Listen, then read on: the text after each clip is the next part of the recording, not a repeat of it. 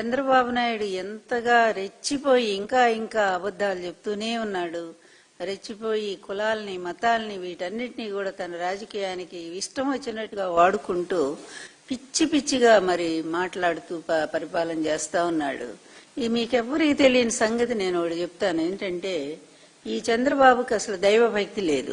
స్వయంగా అతను చెప్పినటువంటి మాటని మళ్ళొకసారి మీకు గుర్తు చేస్తా ఉన్నాను. నేను ఇతను మొట్టమొదటిసారి ముఖ్యమంత్రి అవగానే 95లో అసెంబ్లీలో అతను చెప్పిన మాట అనమాట. నన్ను అందరూ అడుగుతున్నారు ఏ శక్తి మిమ్మల్ని కాపాడుతుంది అది ఇదంటే, ఏమీ లేదు, నా శక్తే నేను నిలబడి నేను కష్టపడి పైకి వస్తా ఉన్నాను, అందువల్ల నా కష్టంతోనే నేను ఏదైనా సాధించుకోగలుగుతున్నాను తప్ప ఏ దేవుడి మీద నాకు నమ్మకం లేదని చాలా స్పష్టంగా చెప్పాడు ఈ వ్యక్తి.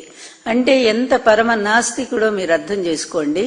ఇట్లాంటి వ్యక్తి ఈ రోజు హిందూ మతాన్ని పాడు చేయటం కోసమే ఈ రోజు ఇష్టం వచ్చినట్టుగా మతాన్ని మరి వాడుతా ఉన్నాడు. మనం ఒక్క మాట చెప్పుకుందాం, మనము వేరే ఏ మతంలోనైనా సరే, సిక్కు మతం గాని లేకపోతే క్రిస్టియన్ మతం గాని ఇస్లామీ గాని ఏ మతంలో తీసుకున్నా సరే ఈ విధంగా వాళ్ళ దేవుళ్ళ మీద అదే విధంగా వాళ్ళ ప్రసాదాల మీద ఇంత దుష్ప్రచారం చేసి అదంతా కూడా అబద్ధమని తేలిపోయినటువంటి వ్యక్తిని ఎవరైనా వదిలిపెడతారా? వాళ్ళ చట్టాల ప్రకారంగా, అంటే వాళ్ళ మత చట్టాల ప్రకారంగా, వాళ్ళ నిబంధనల ప్రకారంగా ఆ వ్యక్తిని బహిష్కరిస్తారు. ఒకవేళ ముఖ్యమంత్రి స్థాయిలో ఉన్న వ్యక్తి గనక ముఖ్యమంత్రి పదవిని లాగేసేయకపోవచ్చు, కానీ వాళ్ళ మతం నుంచి అతన్ని బహిష్కరించేసి ఇతన్ని పూర్తిగా వెలేస్తున్నాము అని చెప్పి వాళ్ళు అనౌన్స్ చేసేవాళ్ళు. దురదృష్టం కొద్ది ఏంటంటే ఈ హిందూ మతానికి ఏ విధమైన కట్టుబాట్లు లేవు, ఏ విధమైనటువంటి నియమాలు లేవు. ఎవడు ఏ విధంగానైనా మాట్లాడొచ్చు, ఎట్లయినా తిట్టొచ్చు, దేవుళ్ళని తిట్టొచ్చు. వాళ్ళకి చెప్పుల్లో కూడా బొమ్మలేసి చెప్పులు తయారు చేసి కంపెనీలు అమ్ముకోవచ్చు. అప్పుడు కూడా వీళ్ళకి సిగ్గు రాదు అంతే. ఎందుకంటే ఇట్లాంటి పనికి మాలిన వాళ్ళంతా కూడా హిందూ మత ద్వేషులు. వీళ్ళకి కులం లేదు, కులం ఉంది, మతం లేదు, కులం ఉంది. ఆ కులాన్ని కాపాడుకోవటానికి ఇంకెన్నో అబద్ధాలు ఇతను ఆడుతూనే ఉంటాడు. అంటే ఒక ప్రజాస్వామ్య పరిరక్షకుడైనటువంటి ఒక వ్యక్తి నీచమైన పరిపాలన సాగిస్తూ తన ప్రత్యర్థిని, తన కొడుకు వయసు ఉన్నటువంటి జగన్మోహన్ రెడ్డి గారిని గెలవలేక అడ్డదారిలో ఏ విధంగా గెలిచాడో మన ప్రభాకర్ గారు చాలా స్పష్టంగా చెప్పారు. దాదాపు ఈ రాష్ట్రంలో 54 లక్షల ఓట్లు ఎంతో తేడా వచ్చింది, 12% ఓటింగ్ తేడా. మరి ఇంత శాతం ఓటింగ్ తో అడ్డదారిలో గెలిచినటువంటి వ్యక్తి అడ్డదారిలోనే అధికారానికి వచ్చాడు. ఈ అడ్డదారిలో రావటం అనేది అతనికి ఈ రోజు కొత్త ఏం కాదు కదా. ఆ రోజు అంతే కదా, 94 ఎలక్షన్స్ లో ఎన్టీఆర్ గారు నేను ఎంత కష్టపడి రాష్ట్రం అంతా పర్యటించి మొత్తం 258 సీట్లు కమ్యూనిస్టులతో సహా గెలిపిస్తే 8 నెలలు తిరగకుండానే అడ్డదారిలో నన్ను ఒక బూచిగా చూపించాడు. రోజు వాళ్ళ పచ్చ మీడియాలో ప్రచారం చేయించాడు. మరి ఇష్టం వచ్చినట్టుగా అబద్ధాలు రాయించాడు. చివరికి ఎన్టీఆర్ క్యారెక్టర్ అసాసినేట్ చేయించాడు. ఇక నన్నైతే చెప్పేదే లేదు, ఇప్పటికీ చేస్తానే ఉన్నారు. ఇంత దారుణమైన వంచన, పిల్లనిచ్చిన మామ అనే గౌరవం లేదు, ఒక తండ్రి లాంటి వాడనే భావన లేదు, పెద్ద వయసు అనేటువంటి గౌరవం లేదు. ఇట్లాంటి ఒక వ్యక్తి, ఇటువంటి పనికి మాలిన బుద్ధులు ఉన్నటువంటి వాడు, ఇటువంటి నీచమైన స్వభావం ఉన్నటువంటి వాడు, ఇతను ఫ్రమ్ ద బిగినింగ్, ఇతని బాల్యం నుంచి మీరు ఇతని జీవితం చూస్తే చాలా క్లియర్ గా మనకు అర్థమయ్యేదంతే. ఇతనికి ఊహ తెలిసిన దగ్గర నుంచి అబద్ధాలతోనూ వెన్నుపోట్లతోనే ఎప్పుడూ కూడా పిచ్చి రాజకీయాలు చేస్తూనే ఉన్నాడు. యూనివర్సిటీలో కూడా అంతే, కులాల మధ్య చిచ్చు పెట్టాడు. రెడ్డి కమ్మ అనేటువంటి కులాల మధ్య చిచ్చు పెట్టాడు.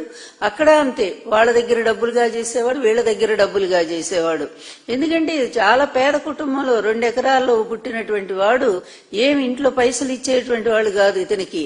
అట్లాంటిది ఎప్పుడూ కూడా ఇతరుల చేతిలో ఉండేటువంటి అమ్ముకోవటం, ఆ డబ్బులు తెచ్చుకోవటం. ఇతని జీవితం అంతా కూడా ఇంత నీచమైన చరిత్ర ఉన్నటువంటిది, ఇంత క్షుద్రమైనటువంటి వ్యక్తి ఇతను.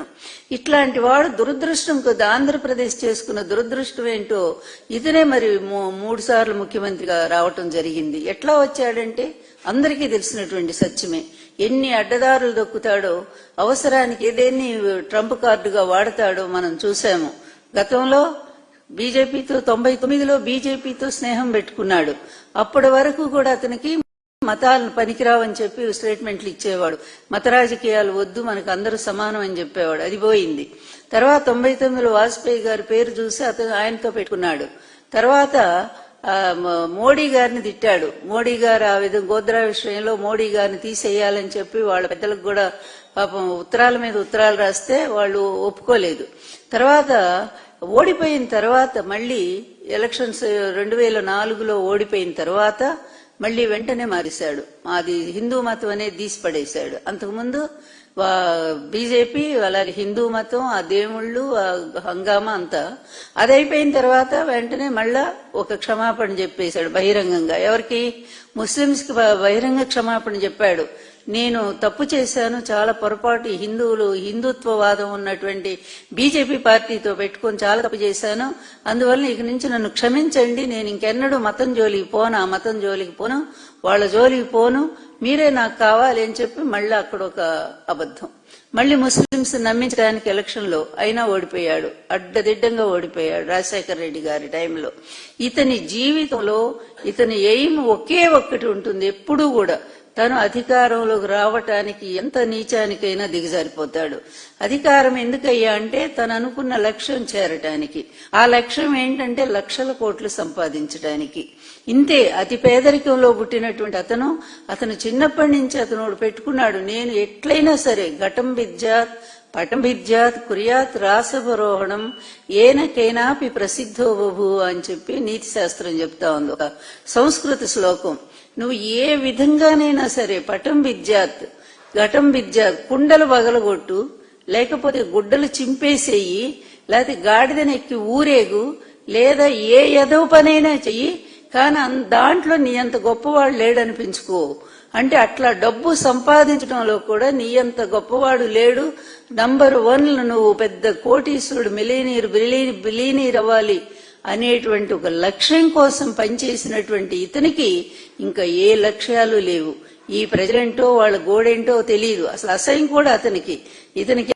అలాగే పరిపాలన ఏంటేంటో కూడా ఇప్పటి వరకు కూడా అర్థం కానటువంటి వ్యక్తి ఎవరైనా ఉన్నారంటే అతను ఒక్కడే. అడ్మినిస్ట్రేషన్ కరెక్ట్ అర్థం కూడా చెప్పలేనటువంటి వాడు. అట్లాంటి వాడు అతని లక్ష్యం ఏంటంటే లక్షల కోట్లు సంపాదించాలి. చేరాడు ఆ గోల్. ఆ రోజు నుంచి ఈ రోజు వరకు అతని మీద ఎన్ని కేసులు ఉన్నాయో ఆ కేసులన్నీ మాఫీ చేసుకోవటానికి ఇదిగో ఈ డబ్బునే మళ్ళీ అస్త్రంలా మార్చుకొని ఆ డబ్బుతోనే అన్ని వ్యవస్థలను కూడా కొనేసుకుంటూ తెలిసిపోయింది. ప్రతి వ్యవస్థలో ఉండే లోపాన్ని ఆసరా చేసుకొని ఇతను డబ్బుతో వాళ్ళ నోరు మోయిస్తూ ఈ విధంగా తెలుగుదేశం పార్టీని కబ్జా చేశాడు. అంతకుముందు కూడా అంతే. ఎన్టీఆర్ తో ఉన్నటువంటి వ్యక్తులందరినీ కూడా ఒక పథకం ప్రకారంగా బయటికి పంపించేసి నాదెళ్ల భాస్కరరావు దగ్గర నుంచి, అదేవిధంగా నల్లవో శ్రీనివాసరెడ్డి దగ్గర నుంచి, జానారెడ్డి దగ్గర నుంచి ఇంకా చాలా మంది ఉన్నారు.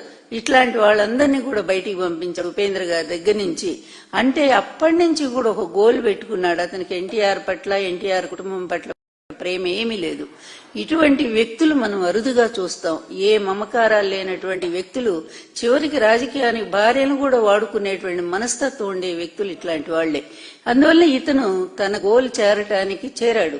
నాకు తెలిసి 6 లక్షల కోట్లు సంపాదించాడు. అదేవిధంగా ఆ డబ్బు పెడుతున్నాడు. ఆ పార్టీ ఈ పార్టీ అని లేదు, అన్ని పార్టీలతో పొత్తులో ఉంటాడు. ఆ అన్ని పార్టీలు ఆ డబ్బుకు అమ్ముడు పోతూనే ఉంటారు ఇతనికి. అదేవిధంగా మళ్లీ అద్దెదారులు ఈ విధంగానే గోల్మాల్ చేసి ఈవీఎంఎల్ మళ్లీ అధికారంలోకి వస్తాడు, లూటీ చేయటం ప్రారంభిస్తాడు. ఏమన్నా ప్రజలారా ఒక్కసారి ఆలోచించండి.